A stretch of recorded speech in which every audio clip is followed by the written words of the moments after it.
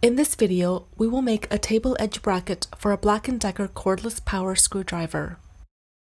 This video was created as an addendum for the book Simplifying 3D Printing with OpenSCAD by Colin Dow.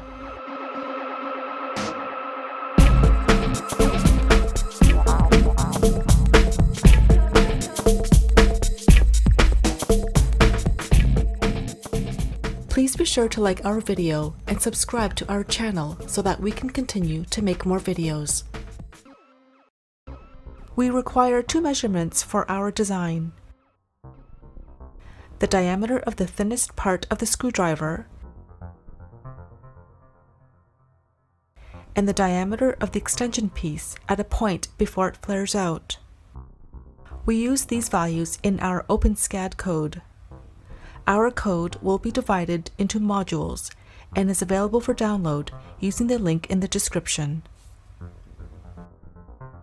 We will start our OpenSCAD coding by declaring the variables used in our program. In our variable declarations, we will set the value for the thickness of the part, the height and width of the backing plate, the diameter of the screwdriver hook, the diameter of the screwdriver extension ring, and the position of the hook and ring.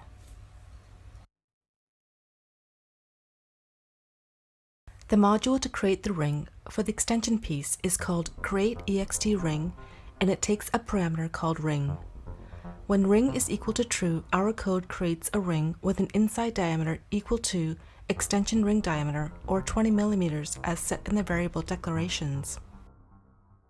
The outside diameter is equal to extension ring diameter plus 28 millimeters. If ring is not equal to true, our module creates a cylinder with the diameter equal to extension ring diameter plus 28 millimeters. We set the thickness of the cylinder to the overall thickness multiplied by 2. We will use the cylinder to clear space for the extension ring later on.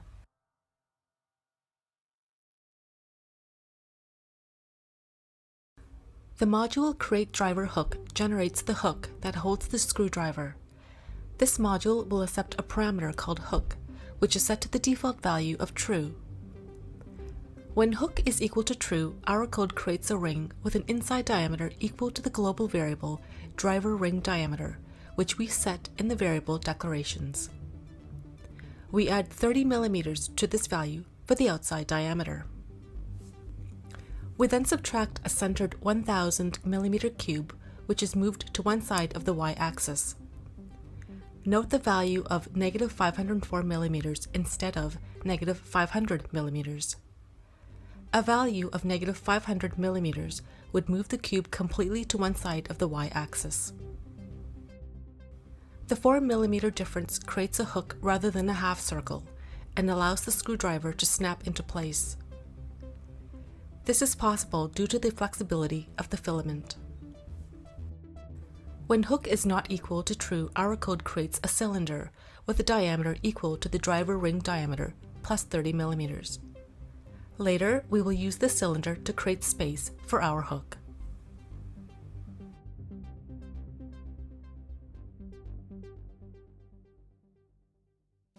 In the module Create Backing Plate, we start out by extruding a shape constructed by a combination of a square and two circles. The size of the square is determined by the width and height variables as set in the variable declarations. We use width and height for the position and diameter of the two circles respectively. To complete the main plate, we add a perpendicular plate and move it up in the z-axis by the value of height divided by 2. We then cut away space in the perpendicular plate to make room for the driver hook and extension ring. Note the value of faults passed into both the Create Driver Hook and Create Extension Ring modules. As well, notice that array values are used to position the cutaways.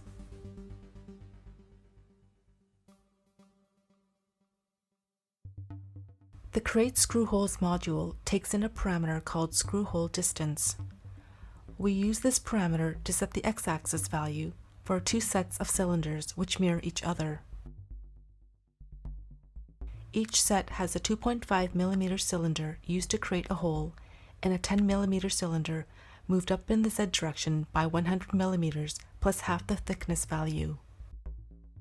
This 10mm cylinder is used to countersink the screw head.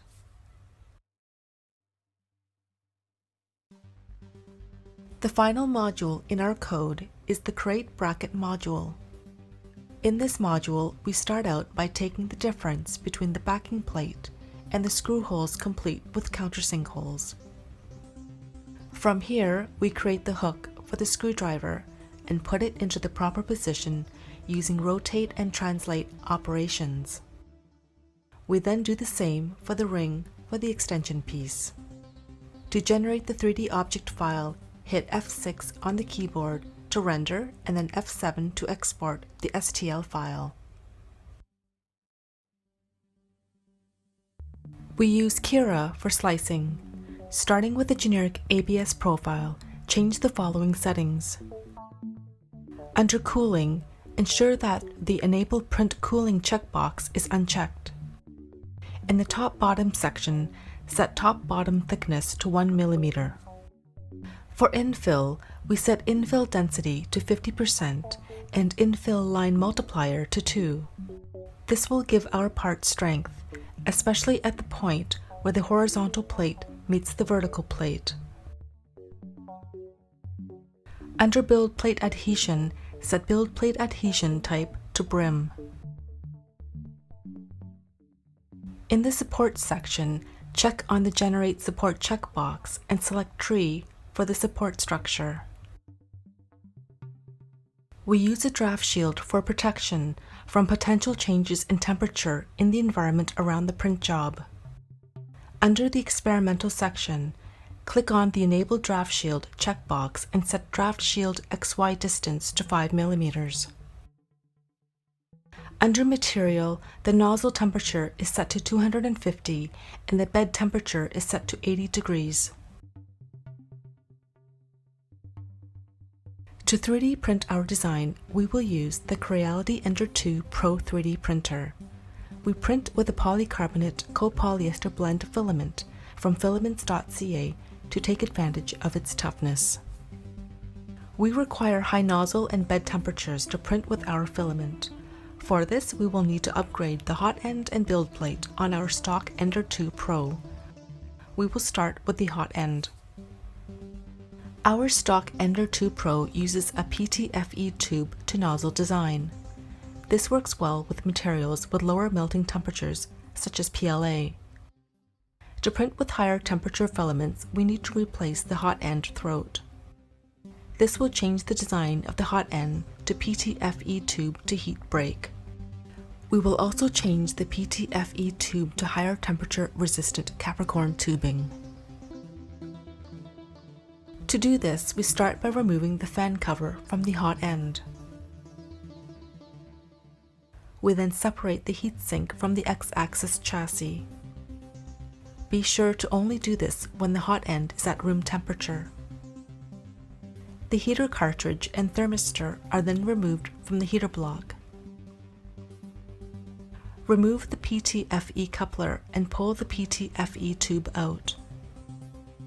To remove the heater block, we loosen the front grub screw and the two M3 screws from the bottom.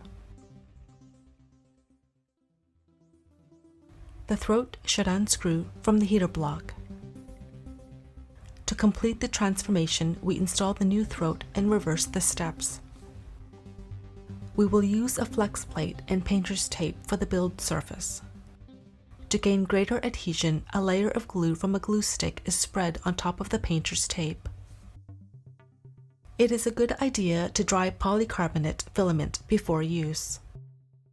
To keep the filament dry, we are printing it from a filament dryer. Generally, an enclosure is encouraged when printing with this material. For the purposes of this video, we are printing in an open space and use a draft shield in place of an enclosure.